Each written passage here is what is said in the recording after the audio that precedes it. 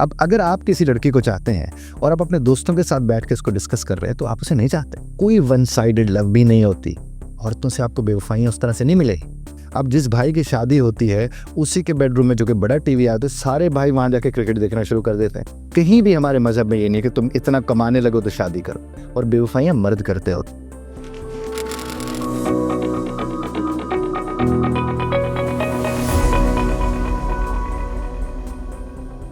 बिस्मिल्लाह। पूरी दुनिया में मुमकिन पाकिस्तानी और पाकिस्तानी की खुशहाली के लिए मीडिया सब को आप देखने वालों को मेरा सलाम। मैं हूं ज़ुबैर शबीर, आप देख रहे हैं स्पार्क डिजिटल। दादा, इस दुनिया में तल्लुक बनाने और तल्लुक निभाने में बहुत फ़र्क है। अगर मोहब्बत का तल्लुक हो तो फिर तो उसमें कुछ कह नहीं सकते। आज हमारे साथ मौजूद है इजाज़ बुखारी साहब, जो किसी भी तारुफ के मुहताज नहीं है और रिलेशनशिप के बारे में बहुत कुछ बताते हैं, एडवाइसेस भी देते हैं और इनका खासा तजर्बा और रिसर्च इसमें शामिल है। इनसे पूछेंगे वो सवाल जो आप जानना चाहते हैं। अस्सलाम वालेकुम sir. Sir first of all thank you so much for coming. Sir, तल्लुकात से स्टार्ट करते हैं। लव और अट्रैक्शन, जो वक्ती तौर पे अट्रैक्शन होती है और लोग से लव समझ बैठते हैं, इनमें फ़र्क किस तरह से किया जाए? देखिए, पहले तो अट्रैक्शन ही होती है, वो अगर मैच्योर हो जाए किसी शक्ल में जाकर तो वो फिर मोहब्बत जो कोई और शक्ल अख्तियार कर लेती है। तो इसका मतलब इब्तिदा तो ये होती है, यानी कोई आपको अच्छा लगेगा, उसके बाद वो लगता रहेगा या नहीं लगता रहेगा ये बाद में तय पाता है। तो इसका मतलब इनमें इख्तलाफ नहीं है, मेरी जो ज़ाती राय है। अट्रैक्शन से बात आगे बढ़ती है और अट्रैक्ट हमें बहुत से लोग करते हैं। सर, मोहब्बत को देखा जाए और आजकल जिस तरह की मोहब्बतें होती हैं, मोहब्बत में सेल्फ रिस्पेक्ट किस कदर अहम होती है? देखिए, जो अपना एहतराम नहीं कर सकता वो किसी का एहतराम कर सकता? बिल्कुल भी नहीं। बड़ी वाज़ेह बात आ गई। यानी चाहने वाला जो भी किसी को चाह रहा होता है, चाहने वाला तो भरम का पुजारी होता है। उसका तो काम ही होता है कि वो भरम किस तरह से रख सकता है, उसका काम पर्दा डालना होता है। अब अगर आप किसी लड़की को चाहते हैं और आप अपने दोस्तों के साथ बैठ के उसको डिस्कस कर रहे हैं तो आप उसे नहीं चाहते। आपकी अपनी कोई इज्जत नहीं है और आप किसी की इज्जत का ख्याल रखने के लिए जा रहे हैं। तो इसलिए डिस्कस करने के लिए मैं अक्सर लोगों से कहता हूँ कि अगर आपको किसी से मोहब्बत हो गई है, आप उससे शादी, पहले तो शादी होती है और नॉर्मली मोहब्बत शादी से शुरू होती है, हमारे यहाँ शादी पर ख़त्म हो रही होती है। ये तो आजकल जो दौर चला हुआ है, ये जो सिलसिला है, ये जो रिलेशनशिप्स बन रहे हैं, टूट रहे हैं, हमारे पास भी सैकड़ों लोग आते हैं, ब्रेकअप हो गया, ये हो गया, वो हो गया, आते हैं। वो एक ख़ास तौर पर एक ख़ास फेज़ होता है जो उनके ऊपर चल रहा होता है। हमारी कोशिश होती है कि अगर उस फेज़ में उन्होंने रहना चाह रहा है तो शादी कर लें, और अगर निकलना चाह रहे तो 2 4 5 8 तरीके बताते हैं, उसमें से निकल आकर। सर, आपके पास कोई वन साइडेड लव वाला भी आया होगा, वन साइडेड मोहब्बत, तो उसे किस तरह से जाना जाएगी, उसे किस तरह से जान छुड़वाई जाएगी? आपको मोहब्बत हो गई है लेकिन सामने वाले इंसान को मोहब्बत हुई नहीं आपसे। बड़ा खूबसूरत किसी का फिर मुझे एक मिसरा याद आ रहा है कि पहले इश्क होता है दिल माशूक में पैदा, वहाँ से बातें वापस आती। तो ये जो वन साइडेड की बातें करते हैं ना साहब, ऐसा नहीं होता है, ऐसा कहीं भी नहीं होता। आप किसी को अच्छा लगता को आपको अच्छा, अब मुझे ऐसे लोग मसला अच्छे लग रहे जो मुझे जानते नहीं है लेकिन मैं उन्हें अच्छा समझता हूँ, वो बहुत प्यारे लगते हैं और मुझे पता है वो मेरे हो भी नहीं सकते। तो इसका मतलब मैं उन्हें जो चाहता हूँ वन साइडेड लव में मैं अपना नुकसान करूँ, ऐसा नहीं। बहुत से लोगों को आप चाहते हैं। मैं आपसे दोबारा अर्ज़ ये बात करता हूँ कि इस दुनिया में, इस ज़िंदगी में बहुत से लोगों को आप चाहते हैं, एक बंदे को नहीं चाहते। आप जब उन्हें चाहते हैं, आप उनके साथ चाहत को किस तरह से देखते हैं, आप उनके साथ मिल के बैठते हैं, आप उनसे बात करते हैं, आपको अच्छा लगता है। किसी के पीछे पड़ जाना तो अपने पीछे पड़ जाना है ना। तो लिहाजा इस चीज़ को आप हमेशा ज़हन में रखिए कि कोई वन साइडेड लव भी नहीं होती। वो मोहब्बत कैसे हो सकती है जो वन साइडेड? सर, जो नब्ज़ें काट लेते हैं और पता नहीं क्या क्या इसका मतलब वो नेगेटिव एक ख्याल है, उसे मोहब्बत जैसे मोहब्बत नहीं, इसे नाम ना देना। देखें ना, एक चीज़ है ही नेगेटिव। आप जिसे चाहते हैं तो आप तो कभी चाहते भी नहीं किसी को पता चले कि आप उसे चाहते हैं। बिल्कुल। तो ये जो आप नब्ज़ काट लेते हैं, ये तो जहान को बताने वाली बात है। समझ रहे मेरी बात? तो आपने हमेशा एक चीज़ें, अब जिसे चाहते हैं बस उसे इल्म होना चाहिए कि आप उसे चाहते हैं और आप उसके हुसूल की कोशिश करें। मैं तो अक्सर कहता हूँ ये जो मंगनी ज़्यादा लंबा अरसा रखना, ये जो निकाह को ज़्यादा अरसा लंबा रखना नहीं, रुखसती फ़ौरन कर देनी चाहिए ताकि आप जीना शुरू करें एक दूसरे को, अगर मोहब्बत का मतलब ये है। सर, लिमिटेशंस, हदबंदी कुछ मोहब्बतों में लगा दी जाती है, क्या इसका कोई जवाज़ बगबे? मोहब्बत कैद नहीं करती। ये नहीं पहनना, ये नहीं करना, ऐसा नहीं करिए, ये तो खुद कैदी होते हैं। देखिए, आप मोहब्बत तो आज़ाद कर, मोहब्बत तो यकीन का नाम है। आप अगर किसी को चाहते हैं और आपको लगता है कि मैं इसे मोटरसाइकिल पर लेकर जा रहा हूँ, ये मेरे पीछे बैठी है, ये किसी और को ना देख रही, तो आपका तो रिश्ता ही नहीं उसके साथ। आपका तो इतना रिश्ता नहीं कि वो आपके साथ लग के बैठी है फिर भी एतबार नहीं। बिल्कुल। तो फिर वो कौन सी मोहब्बत? मतलब रिश्ता कोई, फिर आप पाबंदी लगाएंगे, फिर आप कहेंगे। अब मिसाल के तौर पर एक भाई कहता है कि तुम छत पे ना जाना कि कहीं अदनान ना खड़ा हो, मैं चला जाता हूँ, शायद नताशा खड़ी हो। ये क्या बात? एतमाद। देखिए, ख़ास तौर पर मैं आपको बताऊं, औरत के लिए ना, जो मेरा ज़ाती नज़रिया, आप उसे एतमाद दे देना और उसे कहें मैं तुम्हारे साथ खड़ा हूँ और तुम मेरा यकीन हो, वो कभी बेवफाई नहीं करते। और बेवफाइयाँ मर्द करते होते हैं। औरतों से आपको बेवफाइयाँ उस तरह से नहीं मिलेगी। आपको ज़्यादातर मर्दों से बेवफाई मिलेगी। एक तो उनके पास ऑप्शन है ना चार वाली, वो उसके लिए चक्कर में भी बेवफाई की तरफ चले जाते हैं। दूसरी बात क्या होती है, मर्द होता है एक कला फतह हो गया, अब अगला कला फतह करोगे। औरत जब छोड़ती है ना, उससे कुछ अर्सा पहले का वो छोड़ना शुरू कर चुकी होती है। वो जब छोड़ती है वो फैसले पे पहुंचे हुए थे। मर्द छोड़ के भी छिड़ जाता है, तो आप उसके मुतालिक राय और कायम कर सकते हैं। और ये मैंने जैसे आपने पहले भी आपने फरमाया, वन साइडेड लव ऐसा कुछ नहीं होता।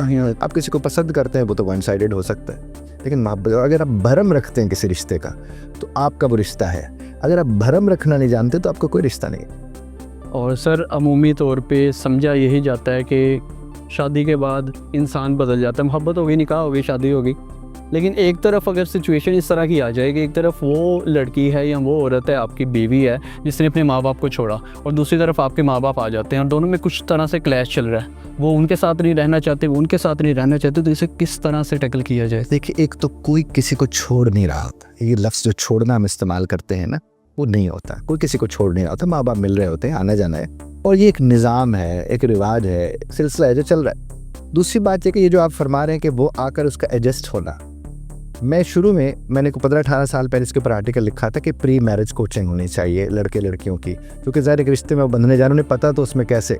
अब होता क्या कि उनके ऊपर तजर्बा करते सारे रिश्तेदार मिलकर, इधर वाले उधर वाले सारे मिलकर अपना तजर्बा कर रहे हो, तो उन बेचारों को समझ ही कोई नहीं आ रही होती। सारे तजर्बाकार इकट्ठे हो जाते, उसे कहते हैं यूँ नहीं करना, यूँ करना। अब वालदा जो अपनी बेटी जिसकी 11 बजे उठती है, वो बहू को अगर कहे कि मैं 6 बजे उठ के चाय पीनी है, तो ये कुछ अच्छी बात तो नहीं है। और ख़ास तौर पर ये जो शुरू के दिन होते हैं हस्बैंड वाइफ के, उनको तो ये वाली आज़ादी, वो जब उठें जब सोएं, उसके बाद उन्हें सारी ज़िंदगी रूटीन को देखना करना है, वो उन्हें देना चाहिए। दूसरी बात, आजकल समधियों को ज़्यादा ज़रूरत है ट्रेनिंग की, क्योंकि उन्हें बुनियादी तौर पर इन लोगों के साथ रहना नहीं आ रहा। उसकी वजह से आप देखें खुला बढ़ रही है। उसकी वजह से आज बैठ के खातिन फरमाती हैं कि आज की लड़कियों का तो हिसाब ही नहीं है, आते ही कहते हमने अलहदा होना है।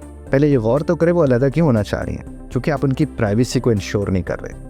अब जिस भाई की शादी होती है उसी के बेडरूम में जो कि बड़ा टीवी आता है, सारे भाई वहाँ जाके क्रिकेट देखना शुरू कर देते हैं। उसके वॉशरूम को, जो सबसे बड़ी प्राइवेसी होती है एक शादीशुदा फैमिली की, उसके वॉशरूम में घुस जाएंगे।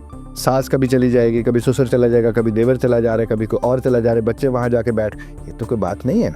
तो आप उसकी प्राइवेसी को इंश्योर करने में प्रॉब्लम नहीं होगी। इसलिए यही शादीशुदा जोड़े फिर क्या करते हैं, वो 3-4-5 मरले के घर में साथ साथ रह रहे होते हैं, फिर वो गली में निकल जाते हैं वॉक के बहाने और भड़ास निकाल के आते हैं एक दूसरे के साथ। तो जब तक ये लोग उनको दुरुस्त तौर पर नहीं देखेंगे, नतीजे वही निकले। सर डाइवोर्स रेशो आजकल बहुत ज़्यादा बढ़ गया, और आप पूरी ज़िंदगी में अपने देखते आए हैं बेशतर वाक़यात और आसपास देखते भी होंगे। सर डाइवोर्स की वजूहात को अगर देखा जाए तो उसमें इंस्टेबल होना फाइनेंशियली वो मैटर करता है, या इनसिक्योरिटीज़ होना मैटर करता है, या इसमें और कोई वजह है जिसकी वजह से डाइवोर्स की रेशो में बहुत ज़्यादा इजाफा हो रहा है? अब मेरे ख्याल में जो फाइनेंस है उसका ताल्लुक नहीं है, चूँकि मुआश का ताल्लुक शादी से कहीं है ही नहीं। हमारे अजीब से एक सिलसिला बना हुआ है कि हमारे यहाँ लोग उम्र के उस हिस्से पे पहुँच जाते हैं अपने आप को मुआशी तौर पर बेहतर करने के लिए कि फिर शादी होगी। उस वक्त वो नफ्सियाती तौर पर बेहतर ही रहते, मुआशी तौर पर हो जाते हैं, नफ्सियाती तौर पर बेहतर नहीं। तो रिश्ते तो नफ्सियात के साथ चलते हैं, उसका मुआश के साथ उतना ताल्लुक नहीं है। अब आप देखिए, कहीं भी हमारे मज़हब में ये नहीं कि तुम इतना कमाने लगो तो शादी करो। आप बायोलॉजिकली जब आपकी उम्र होगी आपको शादी कर लेनी चाहिए। अब लड़के लड़कियों से मेरी ज़ाती राय तो लड़कियाँ 18-20 तक शादी कर लेनी चाहिए। लड़के को 24 से आगे नहीं जाना चाहिए, ताकि वो अपने बच्चे को उछाल सके, उसे देख सके, उसे खिला सके।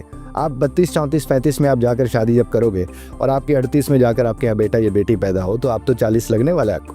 उसके बाद फिर क्या होगा, टेंशन, परेशानियाँ, ये वो सब कुछ। तो आपका इमोशनली स्टेबल होना ज़रूरी है शादी या किसी भी रिश्ते को निभाने के लिए, वो अपनी ज़ात के साथ रिश्ता हो या किसी और के साथ रिश्ता हो। तो फाइनेंसेस उतनी बड़ी वजह नहीं बनती, लेकिन चूँकि दुनिया को नहीं दिखाया जा सकता, वो तो फाइनेंस ही है।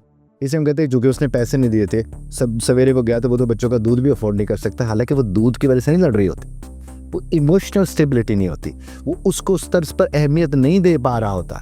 और उसकी वजह क्या होती है कि इर्द गिर्द के वो लोग, वो ननंद, वो भावज, वो सास, वो ससुर, वो इर्द गिर्द के जो लोग हैं, वो मोहल्ले के लोग, उनके मुताबिक वो अपनी बीवी को देख रहा होता है। अब देखिए, अगर हमारा वो मुआशरा हो गया कि एक खामंद को अपनी बीवी के लिए कुछ अपने घर में लाना है तो छुपा के ला रहा है, अपनी बीवी के लिए छुपा के ला रहा है, किस कदर अजीब बात। पे किसी की बीवी के लिए तो नहीं ला रहा है, बिल्कुल। और रास्ते में बच्चे खड़े होते हैं कि चाचा ये क्यों जेब तुम्हारी उभरी हुई लग रही है। अब वहीं वो चिप्स पकड़े जाते हैं, वहीं वो चॉकलेट पकड़ी जाती है, और उसके नतीजे फिर क्या निकलते, पूरे घर में तमाशा लगा होता है। और जब तक चाचा जिंदा रहते हैं, तब तक वो उनकी किट लगती रहती है कि चचा एक दफ़ा छुपा के अपनी बीवी के लिए चौक ताहियात व बात वो की तरफ से लग जाता है। तो उसका मतलब उन लोगों को समझना है और किसी को कुछ समझने की ज़रूरत है। रिश्ते में जो लोग इर्द गिर्द जुड़े हुए हैं वो उन्हें जीने दें। कोई खुला नहीं होगी, कोई तलाक नहीं होगी, और अगर खुला और तलाक हो रही है ज़्यादातर वजूहात जाएंगे। बाकी ये कि फाइनेंसेस को अगर आप देखें तो बाहर तो यही बात आती है कि लड़की जो कि खुद कमा रही है वो कहते तेरे कमाने की वजह से तुझे बर्दाश्त कर रही थी ना, वो तो मैं खुद कमा रही। ये बात फिर बाहर मुआशरे का हिस्सा बनती है। मेरा ज़ाती तौर पर मानना ये कि ज़्यादातर लोग, वो बड़ा खूबसूरत एक शेर है कि अगर वो पूछ ले मुझसे तुम्हें किस बात का गम है, तो फिर किस बात का गम है अगर वो पूछ ले मुझसे। अगर वो पूछ तो बात तो इमोशनल स्टेबिलिटी की है। आप अगर इमोशनली अटैच्ड हैं लोगों के साथ, और इमोशनल अटैचमेंट का मतलब होता है भरम रखना, वो अगर आपको आता है तो सारे रिश्ते चल जाते हैं। सर आखिर में हमारे जो नौजवान जिनमें शॉर्ट टेम्परामेंट है और उसे उस तरह से बरकरार नहीं रख पाती और एकदम से गुस्सा छटक देते हैं, जो कुछ अंदर होता है अपनी सारी भड़ास निकाल देते हैं, और किस तरह से कंट्रोल कर सकते हैं? देखिए वो एक सेफ्टी वॉल्व टाइप होता है, आपको पता है, उस पर आहिस्ता आहिस्ता करके वो हवा निकालते करते हैं। मैं उन नौजवानों को कहने की बजाय जो उन नौजवानों के बड़े हैं मैं उनसे कहूँगा वो नौजवान है, वो इसी तरह ही होंगे। मैं आपको एक बात अर्ज करूँ, अक्सर जब बुजुर्ग बड़े कहते हैं ना कि हुण मेरे तो बर्दाश्त नहीं होता, तो मैं उन बुजुर्गों से कहता हूँ कि आपको तो बर्दाश्त करते इतने बरस हो गए, आपको तो मश्क हो गई, आप तो माहिर हो गए बर्दाश्त कर, आप कैसे कहते हैं मुझसे बर्दाश्त नहीं? और आप उस नौजवान से तकाजा करते कि वो बर्दाश्त करे जिसकी अभी मश्क शुरू हुई हुई। तो नौजवान अगर इस तरह करते तो हर दौर का नौजवान शॉर्ट टेम्पर्ड होता। वो यूं करके उसको संभालने वाले तो हम उसके बड़े हैं ना, बल्कि हमारा शॉर्ट टेम्पर्ड होना ठीक नहीं है। नौजवान तो होगा, अब वो बिदकेगा, वो गलत करेगा, वो बुरा करेगा, हमने उसको संभालना है, हमने उसकी तरबियत करनी है। तो मैं नौजवान को इस तरह से जिम्मेदार इसलिए नहीं समझता कि हमारी मॉडलिंग उसके सामने बेहतर से बेहतर होनी चाहिए, बड़ों को ठीक होने की ज़रूरत है सवाल से। वो नहीं कहता बड़े पीछे पड़ जाए, लेकिन बड़े पीछे पड़ेंगे तो बड़े के पड़ेंगे। खैर sir thank you so much. नाज़रीन ये थे हमारे साथ जियाद बुखारी साहब, जिनकी कड़वी बातें लेकिन बहुत ही प्यार वाले तरीके के साथ आपने सुनी, और यही उम्मीद करता हूँ कि पाकिस्तान में भर में रहने वाले जितने भी नौजवान हैं जिनकी शादीशुदा ज़िंदगी में या शादी होने से पहले मोहब्बत वाली ज़िंदगी में मसाइल पैदा होते हैं, इनकी बातों से उन्होंने बहुत कुछ सीखा होगा और उनके तल्लुकात मज़ीद बेहतर होंगे। अपने मेज़बान ज़ुबैर को इसी उम्मीद के साथ इजाज़त दीजिए, जो भी होगा पाकिस्तान के हक़ में बेहतर होगा और नौजवानों की ज़िंदगी के हक़ में बेहतर होगा। इंशाल्लाह कोई वीडियो के साथ फिर से हाजिर होंगे अल्लाह के बाद।